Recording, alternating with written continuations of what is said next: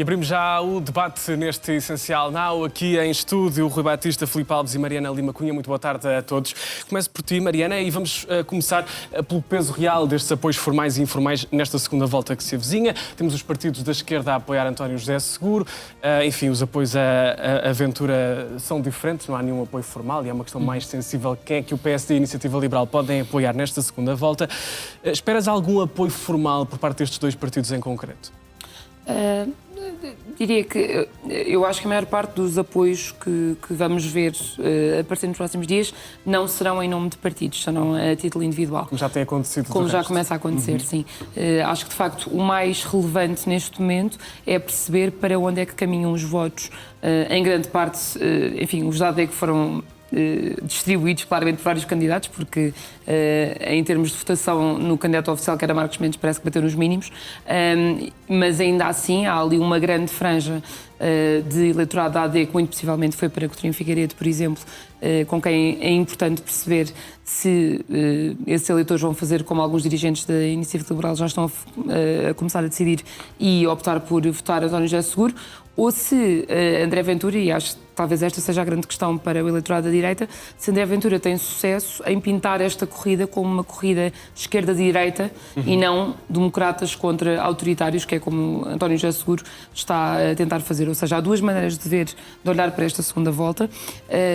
Eu diria que António José Seguro, dentro do leque de candidatos que havia, é o melhor para André Ventura poder pintar este retrato, mas dentro dos socialistas que haveria é o pior, porque António José Seguro, ao contrário do que André Ventura tem tentado fazer parecer, e Montenegro também associou isso um bocadinho na campanha, colando ao extremismo e ao extremismo da extrema-esquerda. Quer dizer, António José Seguro não podia ter uma imagem mais diferente. Sim. Ele próprio hesitou muito em colocar-se sequer na gaveta da esquerda logo no início da campanha. É um homem conhecido pela abstenção violenta nos tempos de Passos Coelho. É um homem conhecido no PS por ser um moderado e por nunca ter pertencido propriamente à ala esquerda do partido.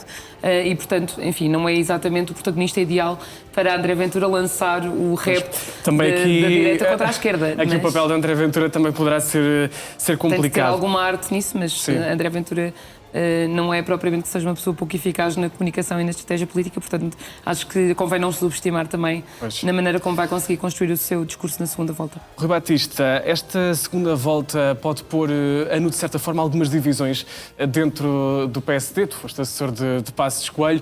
Enfim, há aqui o encoste mais a uma ala mais conservadora e que eventualmente poderia apoiar André Ventura. Achas que vai ficar aqui vincada a diferença entre os mais liberais ou progressistas que podem votar em António José Seguro e aqueles mais conservadores que podem virar o voto para André Ventura? Acho que a Mariana colocou muito bem o problema. Nós vamos ter umas eleições presidenciais em que um é candidato a Presidente da República e o outro é candidato a líder da direita. E candidato a líder da direita pensando não na presidência, mas em legislativas. Estamos a viver uma situação estranha que é, o país neste momento é 70% de direita, mudou, sociologicamente já foi de esquerda, agora é de direita. Não é preciso recuar a 1986 para se nos lembrarmos do que era o país nessa altura, mas basta recuar meia dúzia de anos à maioria absoluta de 2022 de António Costa. Neste momento não. Todas as votações que têm sido recentemente feitas indicam que o país virou à direita. Mas, no momento em que o país virou à direita, nós temos, na extrema-direita, um partido que está a crescer e está a crescer à custa dos moderados. E que ganham em muitos concelhos, aliás, um mapa com muitos concelhos pintados de azul. É muito difícil, há aqui um erro de origem na estratégia de Montenegro, que foi aceitar a candidatura de Marcos Mendes. Mas, quer dizer, nós já dissemos tanto sobre isso e Marcos Mendes teve um resultado tão mau e tão humilhante.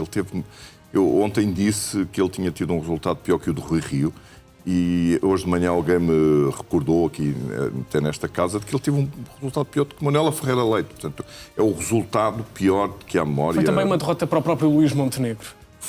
Evidentemente. Ontem, aliás, eu e a Mariana estivemos no quartel-general de Luís Marques Mendes e, de facto, assistimos a um ambiente muito pesado. Depois, Luís Marques Mendes lá apareceu para dar uma espécie de conforto, mas nada disso aos não. Luís Montenegro tinha dito que era masoquismo político da AD não colocar Luís Marques Mendes na segunda volta, precisamente. Exatamente. Ele ficou numa situação muito complicada. Há uma coisa que ele fez bem. reagiu rápido e disse que não ia dar indicação de voto. Mas ele ficou numa situação muito complicada. Se desse indicação de voto em António Seguro, tinha parte do partido a protestar porque davam indicação de voto num socialista, que ia ao Carmo e a Trindade.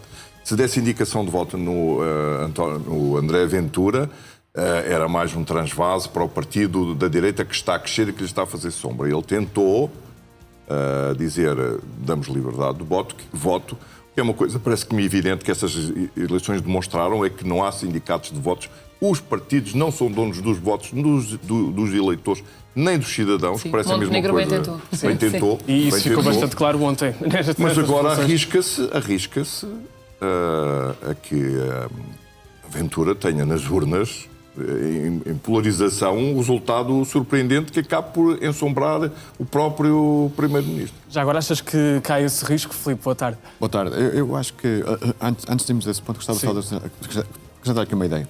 Eu acho que a grande distinção dos nossos dias não é entre esquerda e direita, é entre defensores da sociedade aberta, tal como ela foi definida por Popper, ou seja, onde há separação de poderes, onde há respeito pelas minorias, onde há direitos cívicos, onde há respeito pelas instituições enquanto tal, e enquanto instituições fundamentais para que exista a democracia e para que haja uma transferência pacífica e ordeira do poder sempre que há mudanças de ciclo político. E é isso que define uma sociedade aberta. E aqueles que põem em causa essa sociedade aberta, os inimigos dessa sociedade aberta. E aqui estás a pôr António José Seguro contra André Ventura. Não, eu acho que também há algum exagero em relação ao Chega, quando alguém diz que o Chega é inimigo em absoluto da sociedade aberta. Eu acho que não é. Eu acho que tem algumas ideias, algumas propostas que colidem com a sociedade aberta, nomeadamente em questões relacionadas com as minorias, por exemplo. E por isso nós temos de ter aqui alguma calma também em algumas apreciações. Mas a direita está no Chega, é uma direita, não é por se chamar direita, passa a ser igual à direita do PSD ou do CDS ou da IEL. Há várias direitas. E eu diria que a direita moderada até tem aguentado muito bem a ofensiva da direita populista. Se nós repararmos, o Chega cresceu muito com votos à esquerda. Aliás, roubou eleitores até ao PCP. E, portanto, e há algumas ideias... Os netos dos comunistas... Exatamente. E, aliás, vemos no Alentejo, por exemplo. Sim. E há ideias que o Chega tem, realmente em matéria económica, que têm mais em comum com o PCP e até com o Bloco. Algumas coisas até mais próximas do Bloco do que com o PSD. Na economia, por exemplo, não é? Exatamente. E eu acho que... E muitas diferenças em relação à IEL, por exemplo, em relação ao PSD. E o PSD e o PS têm muita coisa em comum. E quando Montenegro recusa... Eu não digo que ele tinha que dar um apoio entusiasta à Seguro, eu acho que também é pedir demasiado isso. Mas ele podia estabelecer uma espécie de teoria de mal menor, no sentido de, para nós de facto não estamos representados nesta segunda volta, mas entre um e outro, há um que é melhor que o outro. Há um com quem nós nos identificamos. Desculpa estar a interromper-te, não. Mas ele vai dando por proximidade. Só para terminar. E repara, há um precedente. Em 91, Cavaco fez isso em relação a Soares, à recandidatura de Soares. Na altura, Soares foi a votos contra Basílio Horta.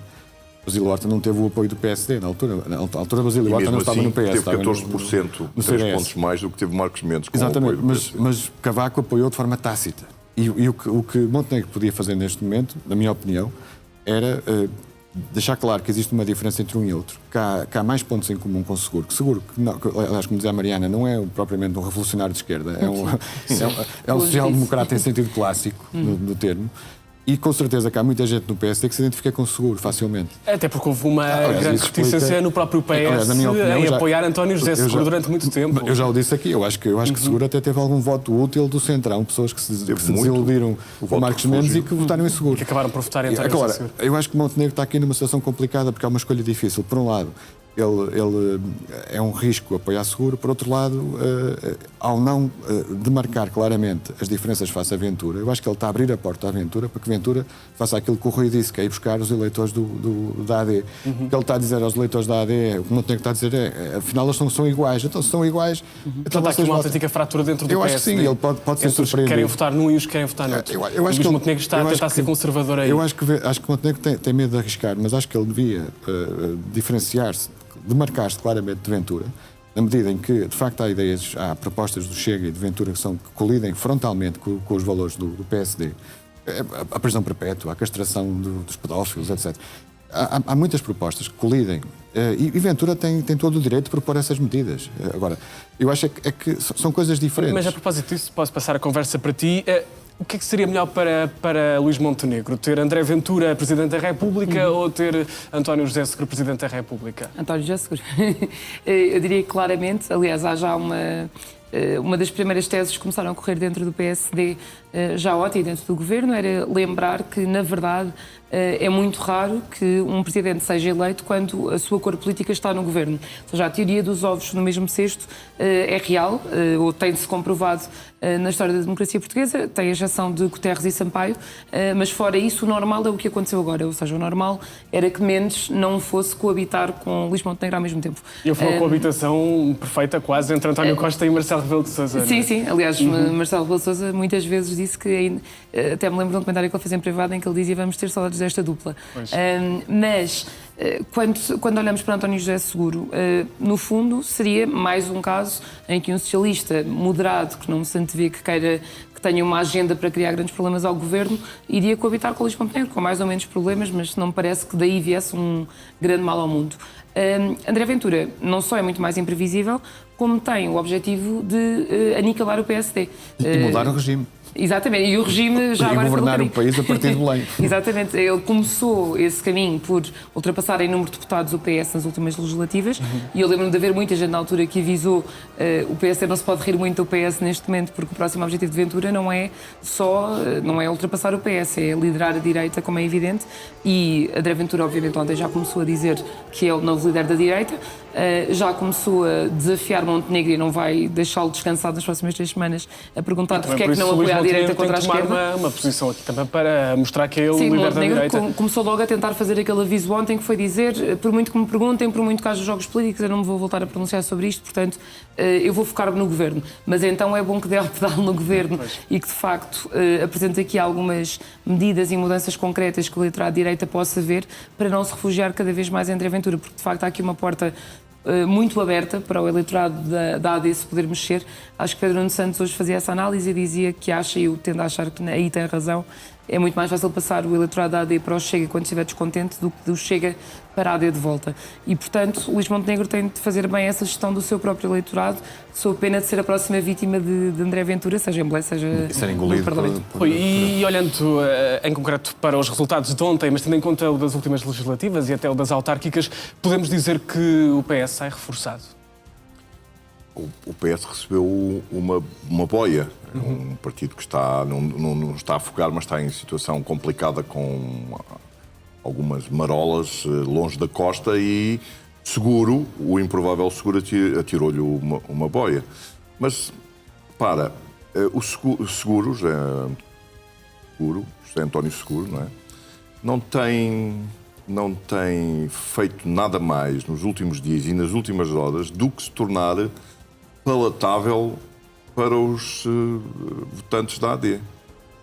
Ele ontem disse, quando lhe perguntaram sobre o secretário-geral do PS, ele lembrou, eu sou suprapartidário.